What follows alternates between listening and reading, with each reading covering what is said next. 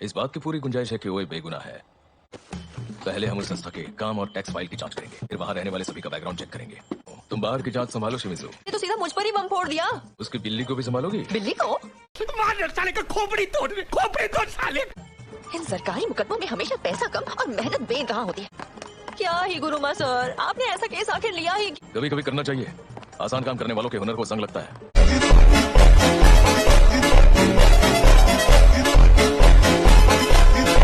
ये कभी कभी नहीं है, आपकी तो आदत बन चुकी है। इसका मतलब ही गुरुमा अब भी बदला नहीं है। खुद की प्रैक्टिस करने वाला वकील पैसों के पीछे नहीं भागता तो बड़ी मुश्किल होती। आपने कहा कि वो बदले नहीं है, तो क्या वो हमेशा से ऐसे थे? मेरे हिसाब से तो वो और भी जिद्दी था। अच्छा, हमारे साथ काम करता था तब एक बार लापरवाही से गाड़ी चलाकर लोगों को घायल करने का केस आया। हाँ, लेकिन लड़का 19 साल का था। उन सबने मिलकर अपनी एक अलग कहानी रची। ये लड़का समझौते के पैसे जुटा पाए और ना ही हम उसकी सजा कम कर पाए। तुमने कहा था मेरी सजा कम कराओगे। मैंने उससे कहा था कि सजा कम करवाने की कोशिश करोगे, पर बेगुनाह साबित करने का कोई वादा नहीं किया था। अब आइए कर ठिकाने। ऐसे नामुमकिन क्रिमिनल केस लड़ना आप छोड़ दो। बेशक कमजोरों को बचाना बड़ा ही नेक काम लगता है, पर हम जैसे वकीलों के हाथ भी बंधे होते हैं। पर से क्लाइंट ही तुमसे नफरत करे तो सारी मेहनत बेकार हो जाती है।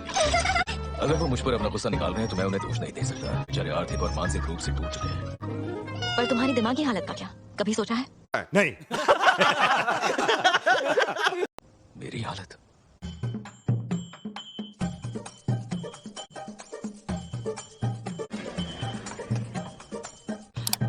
अदालत का फैसला ये है कि ये मुलजिम बेगुनाह है। क्या हम सच में जीत गए? लेकिन एक सेकंड, अभी नहीं, वो ऊपर अपील करेंगे।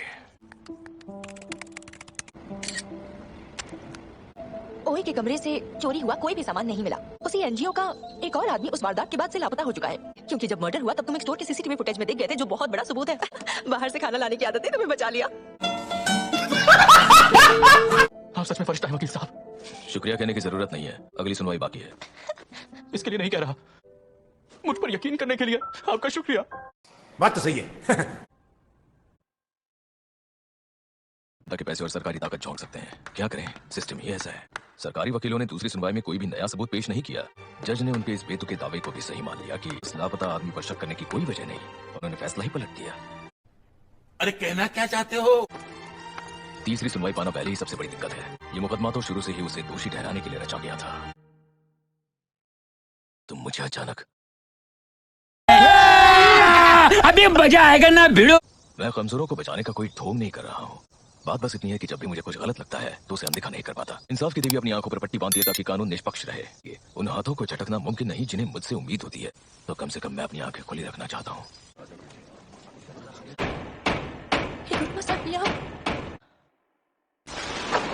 सुनवाई दोबारा होगी।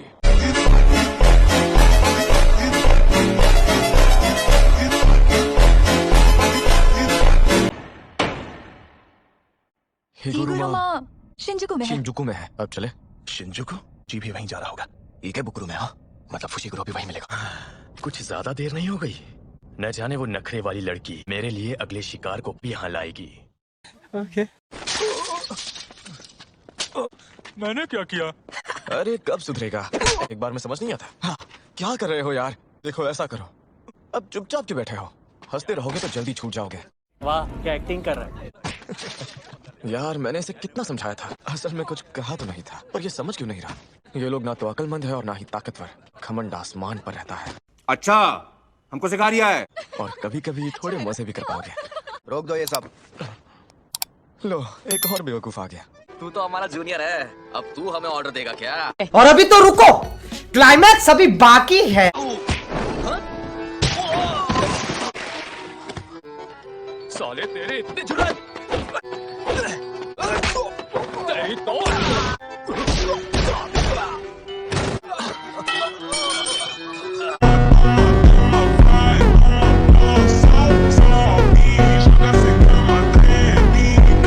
सुनो, क्या है? तुम्हारा इकेबुकुरो से होकर शिंजुकु जाने का इरादा तो नहीं है? जरूरत का सामान बहुत है, लेकिन वहाँ और भी बहुत से प्लेयर्स मौजूद होंगे। तो ये सीधा रास्ता है और पास ही में मैं जहाँ रहती हूँ वो जगह है। कम से कम मुझे नहाने तो दो, कल से मैंने ठीक से आराम भी नहीं किया है। रुको जरा, सब्र करो। इस थिएटर को हिगुरुमा अपने ठिकाने की तरह इस्तेमाल करता है। तुमने बहुत मदद की है, शुक्रिया दोस्त। वैसे मैं खुद कभी हिगुरुमा से नहीं मिला। उसने एक बार हाबा को बहुत बुरी तरह से धोया था। तो फिर मैं संभाल लूंगा। उस घूमती खोपड़ी को हराया, मतलब कम से कम यहाँ से भाग तो पाऊंगा। चलो मिलते हैं। बोल दो, मुझे ये सब बंद करना चाहिए। माफ करना युजी। क्या हिगुरुमा? उसने तुम्हें धोखा दिया है? नहीं।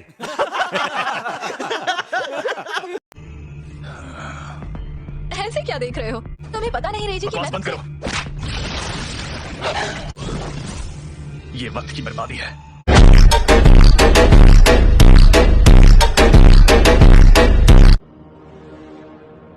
कौन हो तुम और यहाँ क्या कर रहे हो?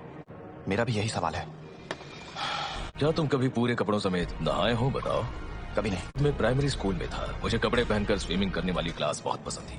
अच्छा, इसलिए मैं अब वो सब कर रहा हूँ जो मुझे लगा था कि नहीं करना चाहिए। 30 की उम्र पार करते ही मेरा दिमाग ठिकाने पर नहीं रहा। तुम थोड़े अजीब हो, मुझे बात करनी है। रुक जाओ, आगे मत बोलना। बात करना मतलब हर आधे घंटे के लिए 5000 येन की फीस देने को राजी होना। क्या? मजाक कर रहा हूँ, बस एक बार किसी बदतमीज वकील की तरह पेश आना चाहता था। ये आखिर कर क्या रहा है? तुम्हारे पास 100 पॉइंट्स है ना? ये आज के जमाने का है और इसकी शक्तियाँ अभी जागी है। इससे बात की जा सकती है। वाह, बहुत बढ़िया, मैं खुश हुआ। इतना काफी है, मान गया तुम्हें। बताओ तुम इस कलिंग गेम के बारे में कितना जानते हो? रस्म है ना, जो बैरियर के अंदर के खिलाड़ियों की कर्स्ड एनर्जी का इस्तेमाल करती है इंसान से अलग कुछ बनाया जाए। टेंगेन के बारे में बोलना खतरनाक साबित होगा। केनजाकू को जानते हो?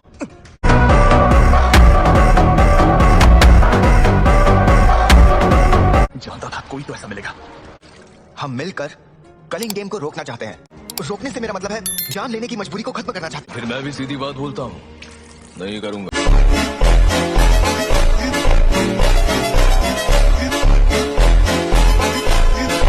मुझे तो इस कलिंग गेम से कुछ अच्छा मुमकिन होता दिख रहा है, लेकिन इस कलिंग गेम के नियमों का क्या? ने कहा कि ये गेम खिलाड़ियों की कर्स्ड एनर्जी को इस्तेमाल कर रहा है, या फिर ऐसा कहूँ किसी बड़े प्लान का एक छोटा हिस्सा लगता है। खिलाड़ियों की तादाद, खिलाड़ियों की ताकत के बीच का फर्क और बैरियर के नियम। हर कॉलोनी में 100 लोग होने चाहिए।